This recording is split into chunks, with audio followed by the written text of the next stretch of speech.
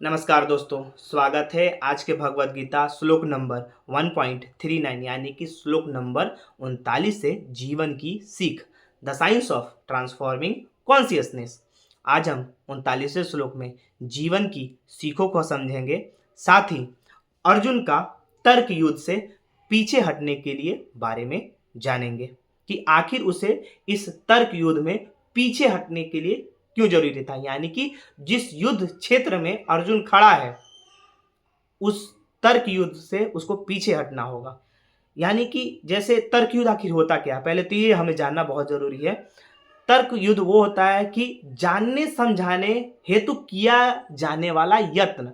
यानी कि जिस युद्ध में उसके अपने खड़े थे और अर्जुन ने अपना लक्ष्य निर्धारित कर लिया था कि युद्ध होके रहेगा, लेकिन जैसे ही वो युद्ध में देखता है कि मेरे अपने प्रियजन खड़े हैं तो वो सोचता है कि मैं जो जानता हूं उसके माध्यम से समझाकर उन्हें पीछे हटा सकता हूं।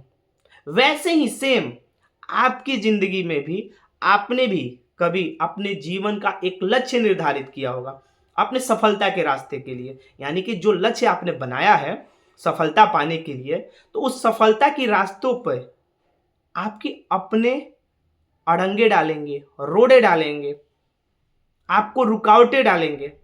लेकिन आप सोचोगे कि मैं इन्हें समझा सकता हूं कि अरे रुक जाओ, सफलता आने वाली है, मैं इस लक्ष्य पे चल रहा हूं। आप ये सोचने लगोगे, लेकिन जो आपके अपने होंगे वो मानेंगे नहीं और आप सोचोगे मैं जो जानता हूं उसके माध्यम से उन्हें समझा दूंगा कि ऐसे सफलता मैं पालूंगा। आप इस सोच में पड़ जाते हो और आप अपने लक्ष्य से भटक जाते हो, सफलता की रास्ता दूर हो जाती है। खैर, इन बातों को तो जीवन की सीखों के इस श्लोक के माध्यम से तो जानेंगे ही, लेकिन पहले हम 39वें श्लोक को पढ़ लेते हैं, फिर श्लोक के अर्थ को जानेंगे, फिर हम आध्यात्मिक संदेश की तरफ बढ़ेंगे। तो श्लोक है, कथम न ज्ञ मस्माभि पापा दस्मानिन वर्तित तुम कुल क्षय कृतम दोषम प्रपस्य दिव्य रज नारदन। यह श्लोक हुआ। श्लोक का अर्थ है, अर्जुन श्री कृष्ण से कहता है, हे जनार्दन, जो लोग कुल के विनाश से होने वाले दोषों को स्पष्ट रूप से देख सकते हैं, इन्हें यानी कि उन्हें इस पाप से पीछे हटना क्यों नहीं चाहिए। यह श्लोक का अर्थ हुआ। अब हम आध्यात्मिक संदेश की तरफ आगे बढ़ते हैं। इस श्लोक में अर्जुन अपने भीतर एक गहरी चिंता और विवेक की आवाज को व्यक्त कर रहा है। अर्जुन इस श्लोक के माध्यम से क्या बता रहा है, वो अपने अंदर की गहरी चिंता और विवेक की आवाज को व्यक्त कर रहा है, मतलब बता रहा है। कैसे? चिंता, उसकी गहरी चिंता क्या है? गहरी चिंता उसको क्या आ जाती है? अपनों के प्रति बेचैनी आ जाती है, आकुलता आ जाती है, उदासीनता आ जाती है, चिंता होने लगता है, वो अंदर से कष्ट आने लगता है कि मेरे अपने लोग युद्ध में खड़े हैं, उसे गहरी चिंता आने लगती है। साथ ही उसके अंदर का विवेक, जो विवेक जग जाता है। क्या विवेक? ऐसा चीज होता है जो मन की वह शक्ति जिससे भले बुरे का ज्ञान होता है, तो वो उसके सामने व्यक्त हो रहा है। किसके सामने? कृष्ण के सामने। कृष्ण को वो बता रहा है, वो अपने भीतर की गहरी चिंता और विवेक की आवाज को व्यक्त कर रहा है, जनार्दन को बता रहा है, यानी कृष्ण को बता रहा है। तब आगे वह अपने अज्ञान में समझ रहा है कि परिवार और कुल का पतन केवल व्यक्तिगत नहीं बल्कि सामूहिक और सामाजिक रूप से विनाशकारी होता है। अब वो अज्ञान में नहीं समझ पा रहा है कि जो परिवार और कुल का पतन केवल व्यक्तिगत ही नहीं होता है बल्कि सामूहिक और सामाजिक रूप से भी विनाशकारी होता है। वो अज्ञान में था और अज्ञान में वो समझ नहीं पा रहा है अर्जुन। जैसे आप एक समय में समझ नहीं पाते हो, जैसे आप अपने लक्ष्य निर्धारित किए हो और उस लक्ष्य निर्धारित पे आपके अपने भी उसमें रोड़े डालते हैं, और जब रोड़े डालते हैं ना तो उसमें प्रॉब्लम आने लगती है, मुश्किलें आने लगती है। लेकिन जब मुश्किलें जब आपके सामने आती है कठिन संघर्ष में, तो परिवार भी उसमें पिसता ही है। ये बात आप ऑफकोर्सली जान लो। अर्जुन की यह चिंता और तर्क तुम्हें यह सिखाती है कि अपने कर्मों के दीर्घकालिक परिणामों पर विचार करना अत्यंत आवश्यक है, और जब तुम्हें पता हो कि तुम गलत रास्ते पर हो तो तुम्हें उस पाप से बचना चाहिए।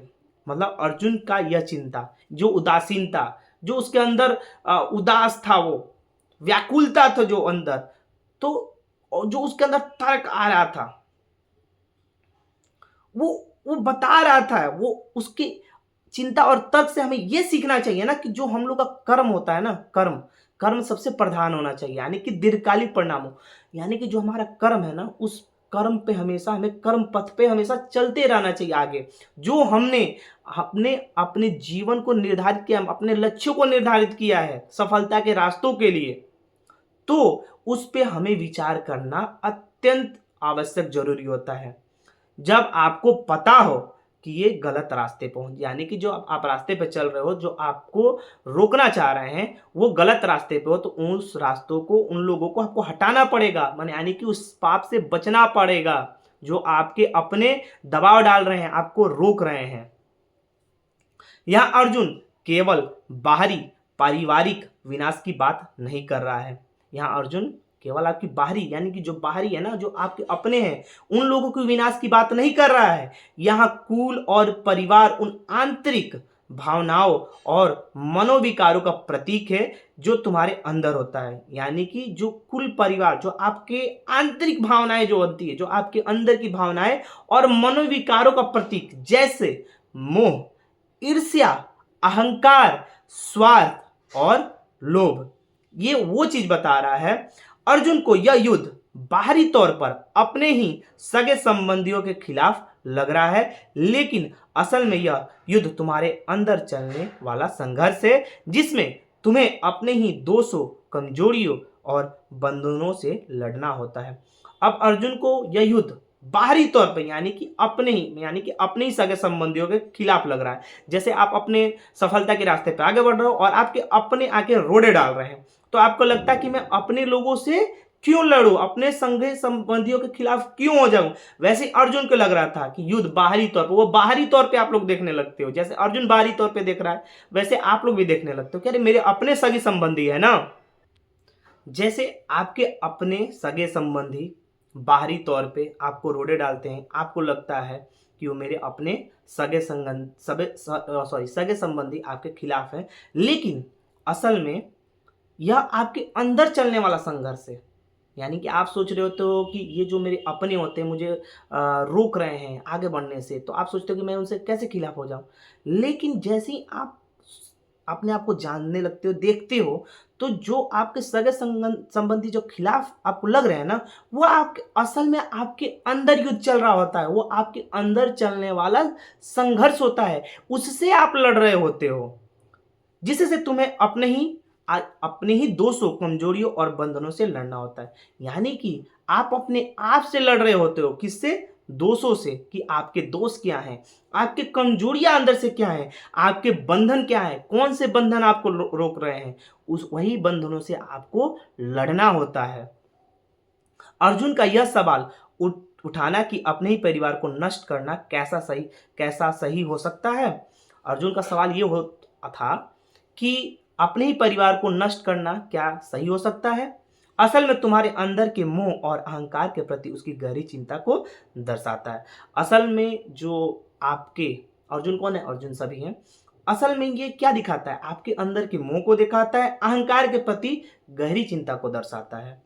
वह तर्क करता है कि अपने ही मन के मोह, स्वार्थ और ईर्ष्या को समाप्त करके कैसे धर्म कर्तव्य का पालन किया जा सकता है। जैसे आपके अंदर भी एक तर्क आता है, एक टाइम तर्क आता है जानने समझने का कि मैं, यानी कि मेरा मन, जानने समझाने का कि मेरा मन स्वार्थ, ईर्ष्या को कैसे मैं समाप्त करूं और समाप्त करके कैसे धर्म कर्तव्य का पालन करूं।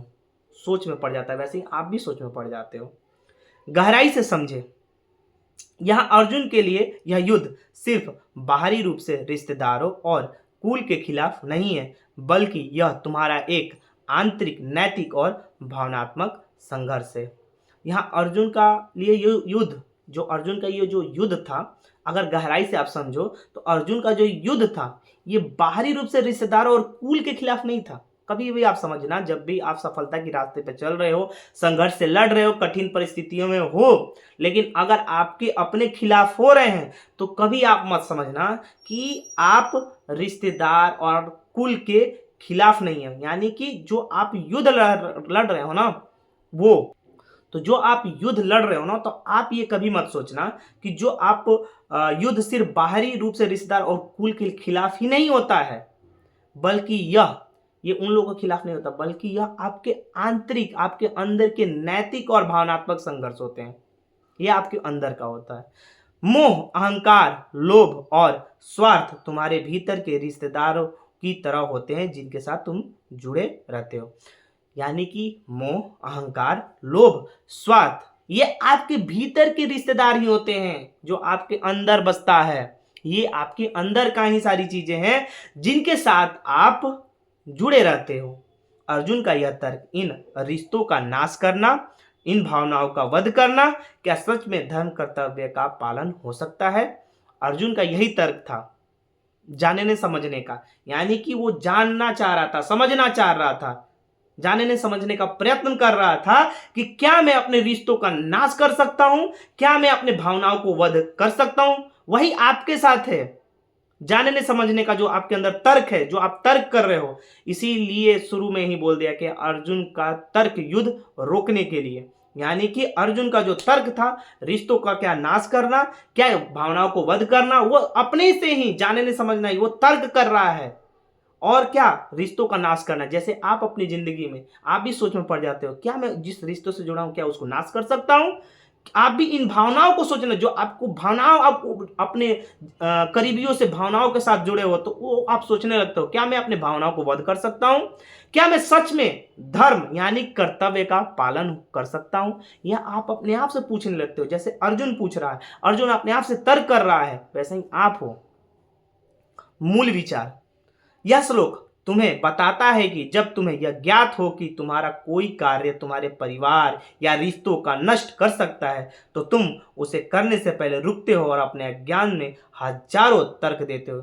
यह श्लोक आपको यह ज्ञात दिलाता है कि जब भी कोई कार्य यानी कि तुम्हारे परिवार, रिश्तों का नष्ट कर सकता है, तो तुम उसे करने से पहले, यानी कि आप अपने करने से पहले रुकते हो और देखते हो कि अपने अज्ञान में हजारों तर्क देते हो। यानी कि जानने समझने का हजारों अज्ञान रूपी तर्क अपने आप में सोचने लगते हो। उस मन, विवेक जो चीज होता है ना, मन को समझता है, मन को समझने वाला ज्ञान विज्ञान जो है, वो हजारों तर्के देने लगता है जो अज्ञान रूपी होता है। लेकिन हमें यहाँ पे विवेक पूर्वक सोचना होगा, वो अज्ञान में हजारों तर्कों को रोकना होगा।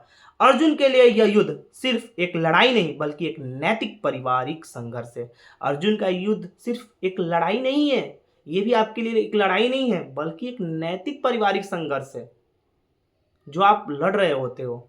वह स्पष्ट रूप से देखता है कि यह युद्ध उसके कुल और परिवार के लिए विनाशकारी हो सकता है, इसलिए वह इस पर विचार करता है कि क्या सही है। इसलिए वो फिर स्पष्ट रूप से देखता है, विवेक पूर्वक देखता है, तर्क नहीं करता है, विवेक पूर्वक देखता है क्या, कि उसके कुल परिवार के युद्ध में उसके कुल और परिवार के लिए विनाशकारी हो सकता है। इसलिए वो विचार करता है कि आखिर क्या यह सही है। वो सोचने लगता है कि क्या यह सही है। जैसे आप अपने कर्तव्य पथ पे आगे बढ़ रहे हो, अपने जीवन के सफलताओं पे आगे बढ़ रहे हो, और जैसे ही आप देखते हो कि आपके अपने खिलाफ हैं, तो आप देखते हो कि क्या इस युद्ध, मतलब जो सफलता के रास्ते पे आगे बढ़ रहे हो, तो इन लोगों को हटाना परिवार के लिए विनाशकारी हो सकता है। तो आप विचार करने लगते हो कि क्या ये सही है इनको साइड में हटाना, कि मैं इन लोगों की बात भी मान लूं और अपने लक्ष्य पर भी चलते रहूं। आप भी सोचने लगते हो, समझने लगते हो और विचार करने लगते हो कि क्या ये सही है। आगे देखते हैं। जीवन में भी कई बार तुम ऐसी परिस्थितियों में होते हैं जहां तुम्हें अपने कार्यों के परिणामों को गहराई से सोचने की आवश्यकता होती है। जीवन में भी आप कई बार ऐसी परिस्थितियों में होते हो जहां आपके कार्य का परिणाम गहराई से सोचने की, समझने की आवश्यकता होती है। तुम्हें अपनी नैतिक और सामाजिक जिम्मेदारियों को समझना होगा। यानी कि अपनी नैतिक और सामाजिक जिम्मेदारियों को समझना होगा कि आखिर हमारी नैतिक जिम्मेदारी क्या है, हमारी सामाजिक जिम्मेदारी क्या है, आपको सोचना होगा और साथ ही निर्णय लेना होगा कि क्या तुम जो कर रहे हो वह समाज और राष्ट्र के लिए सही है या परिवार और स्वयं के लिए सही है। और आपको निर्णय लेना होगा कि समाज या राष्ट्र के लिए सही है या परिवार और खुद के लिए, स्वयं के लिए सही है। अर्जुन के लिए यह युद्ध सिर्फ एक युद्ध नहीं था, बल्कि एक नैतिक और पारिवारिक संघर्ष था। अर्जुन के लिए यह युद्ध सिर्फ एक युद्ध ही नहीं था, जैसे आप भी देखते हो कि अर्जुन के लिए जैसे युद्ध नहीं था, वैसे ही आपके लिए भी ये युद्ध सिर्फ युद्ध नहीं था, बल्कि एक नैतिक और पारिवारिक संघर्ष था। आप देखते हो, आपको ही मालूम होता है कि नैतिक और पारिवारिक संघर्ष से ही हम आगे बढ़ते हैं। उसी चीज़ों को हटाते हुए, उसी चीज़ों को समझते हुए, उसी चीज़ों को जानते हुए हम आगे बढ़ते हैं।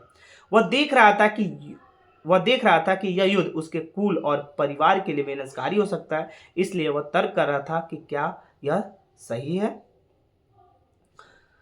अब वो ये भी देख रहा था कि जो यह युद्ध उसके कुल और परिवार के लिए विनाशकारी हो सकता था, वो क्या सही था जो वो तर्क कर रहा था।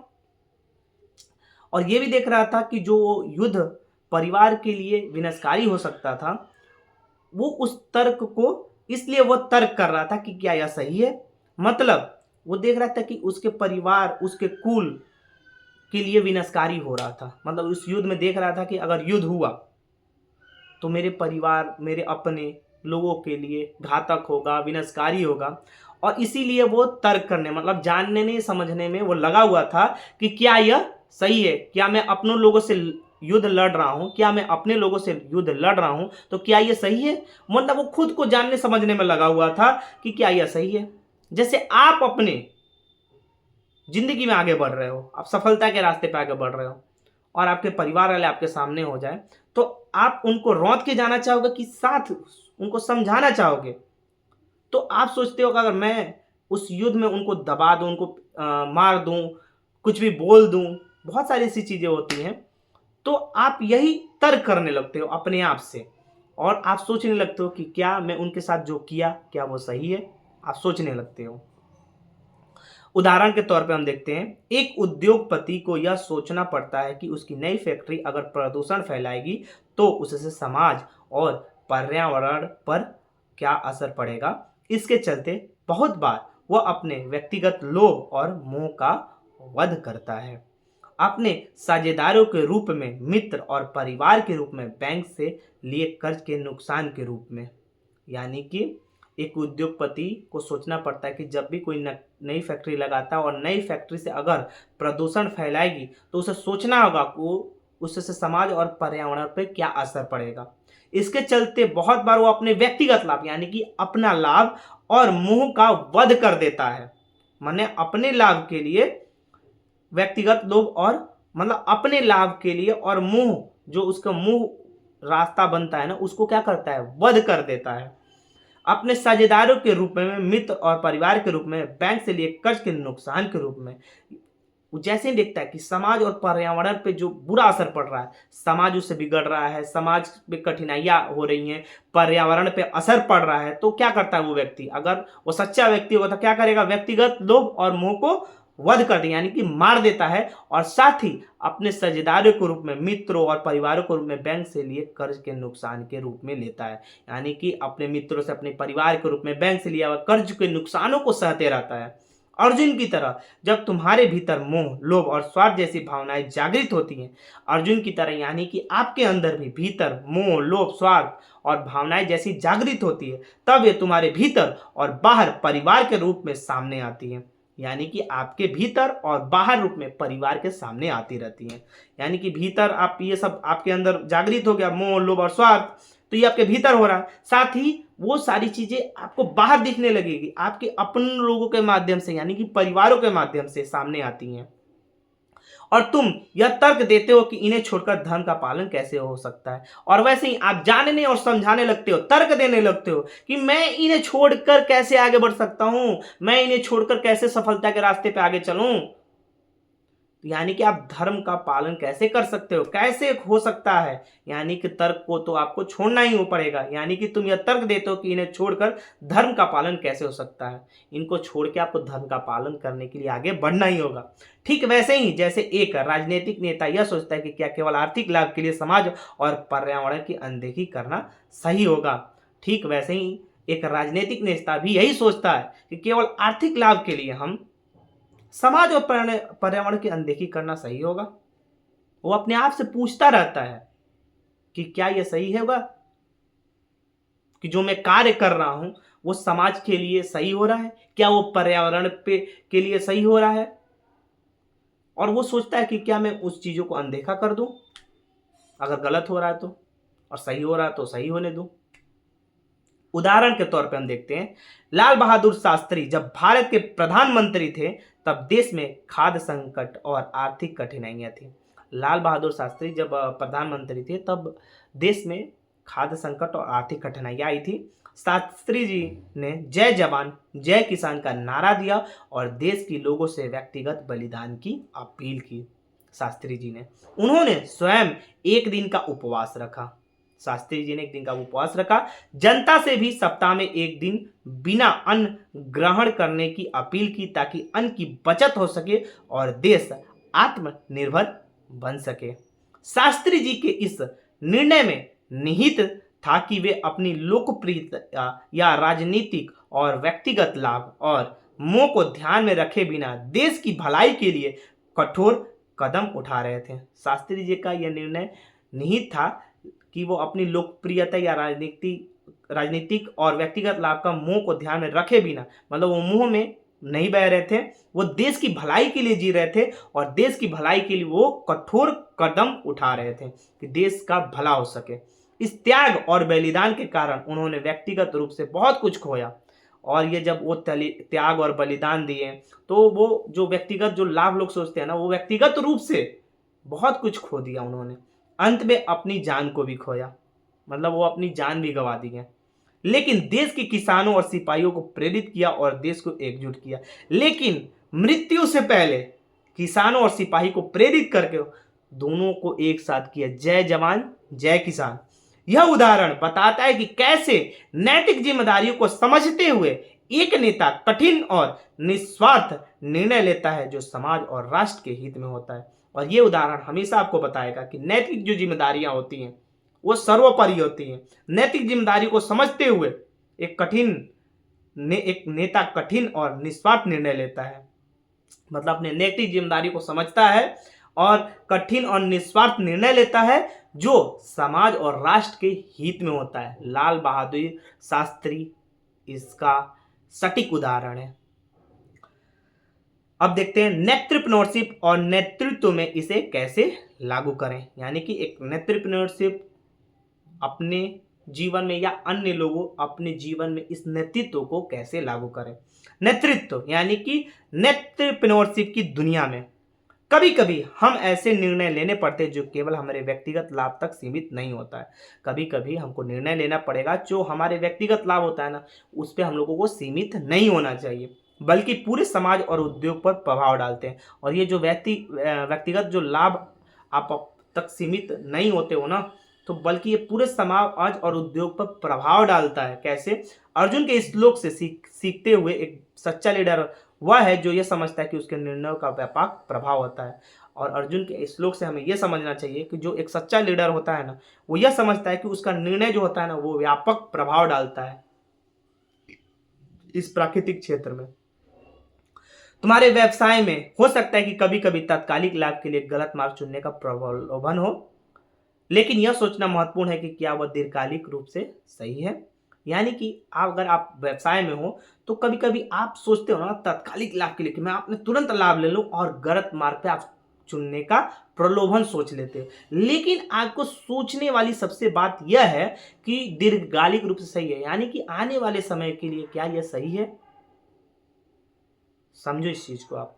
एक सच्चा नेतृत्व वही होता है जो अपने नैतिक सिद्धांतों को नष्ट किए बिना दीर्घकालिक और सकारात्मक प्रभाव के लिए काम करता है। जो एक सच्चा नेतृत्व होता है वो अपने नैतिक सिद्धांतों को नष्ट किए बिना, मतलब अपने सिद्धांतों को नष्ट किए बिना दीर्घकालिक यानी कि आने वाले समय के लिए और सकारात्मक प्रभाव के लिए काम करता रहता है। उदाहरण के तौर पे देखते हैं, अगर तुम्हारे प्रतिस्पर्धी महंगे उत्पाद, गलत ज्ञान और सिर्फ मोटिवेशन और पैसों की चकाचौंध का माहौल बनाकर, आपको शिक्षित ना बनाकर, सेल्समैन बनाकर या धोखाधड़ी करके लाभ कमा रहे हैं, तो यह देखने में आकर्षक लग सकता है कि वह कितनी जल्दी सफलता प्राप्त कर रहे हैं। यानी कि उदाहरण के तौर पे देख रहे हैं, आपके अपने प्रतिस्पर्धी होंगे, जो आपके साथ वो वर्क कर रहे हैं, आपके साथ व्यवसाय कर रहे हैं, वो क्या कर रहे हैं, जो आपके अपने प्रतिद्वंदी यानी कि आप जिसके साथ व्यापार कर रहे हो, तो वो क्या करते हैं कि महंगे उत्पाद बेचते हैं, गलत ज्ञान देते हैं और सिर्फ मोटिवेशन पे ले जा रहे हैं और पैसा को चौन दिखाते हैं कि पैसा, ये पैसा, वो पैसा, पैसा ही पैसा, ऐसे दिखाते हैं